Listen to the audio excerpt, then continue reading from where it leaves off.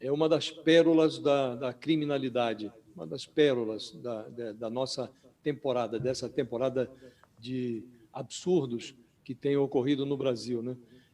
Larápio de monstruário. O Sérgio Cabral, ele passou por várias peles, vários papéis antes de chegar a esse personagem agora que se apresenta como um perseguido, né? Ele está condenado a 392 anos de cana dura, né? E sabemos que no Brasil ninguém fica tanto tempo na cadeia, o limite é de 30 anos no máximo, né? Mas ele se diz perseguido como o Cristo no Calvário. Ele combina mais com os dois ladrões, né, que participaram dessa cena da crucificação. O Cabral, como disse, já viveu vários papéis. Ele, desmascarado, fez pose de injustiçado. Quando estouraram as suas arcas, ele passou a admitir que tinha feito caixa 2. Sentenciado aos primeiros 200 anos de cadeia, ele decidiu encarnar a sua versão 4.0. Nessa versão, o Larápio de monstruário atacou de malandro carioca. Ele quis emplacar uma delação tardia.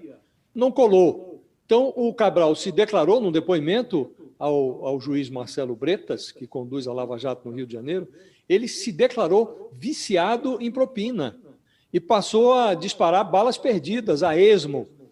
No afã de cavar uma redução da sua pena, ele virou um atirador sui generis, ele só atirava para baixo.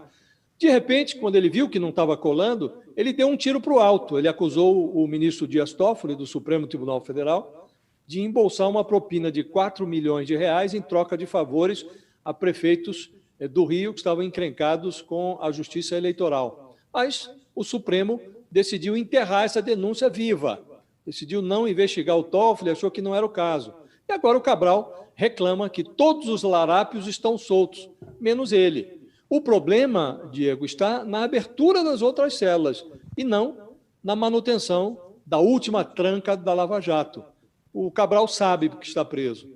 Ele se diz injustiçado, mas seria hoje um escárnio se ele fosse liberado, ainda que com tornozeleira, para transitar entre o telão de um home theater e uma sauna na sua mansão de Mangaratiba, que eu acho que está até à venda, se é que já não foi vendida, ou num dos seus apartamentos no Rio de Janeiro. O caso dele é de cadeia mesmo. No Leblon, né, na área nobre do Rio de Janeiro, seria um tapa na cara da sociedade. Ô Josias, tem gente presa aí, né, por ter roubado o mercado da esquina, né, que não consegue sair da prisão por não ter uma equipe jurídica. Diego, quatro em cada 10 presos brasileiros estão na cadeia sem sentença. Sim. São os chamados presos temporários. E se formos analisar, não há Sérgios Cabrais entre esses presos. Há pessoas negras, pobres e sem defesa.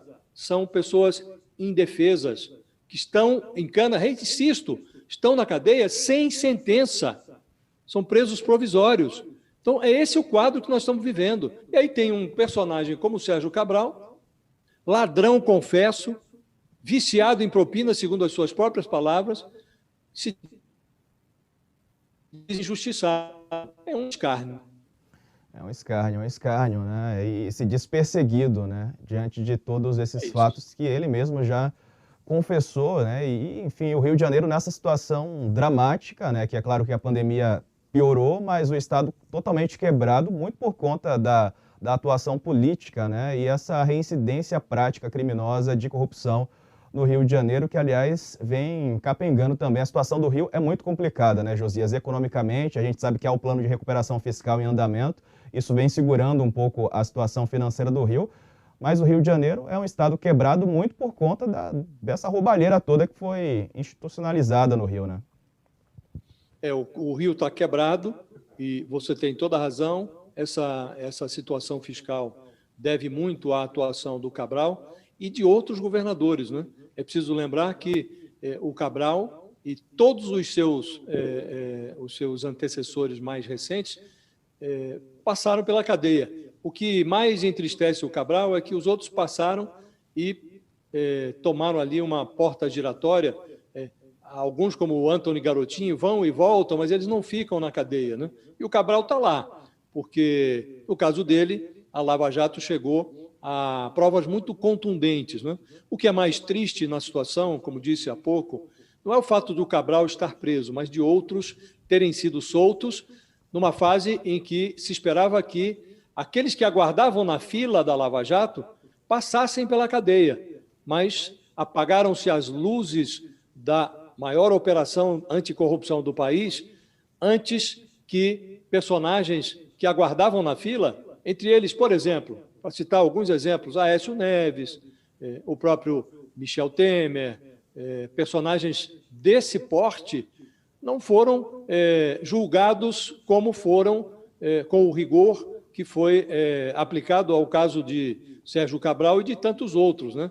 Eduardo Cunha, para ficar só no Rio de Janeiro, que também cumpriu a sua temporada em Cana, já está solto. Então, a pena é que, o que é lamentável, é que, tendo sido apagada a luz da Lava Jato, aqueles que estavam na fila, hoje estão no poder. Presidem a Câmara, estão ganhando cargos na Casa Civil da Presidência da República, estão chegando próximos da chave do cofre. Isso é que é lamentável, e não a prisão do Sérgio Cabral. É isso. Se a intenção foi gerar pena, Sérgio Cabral falhou nessa missão, porque com certeza a pena é o sentimento que ele não gera do cidadão fluminense e do cidadão brasileiro.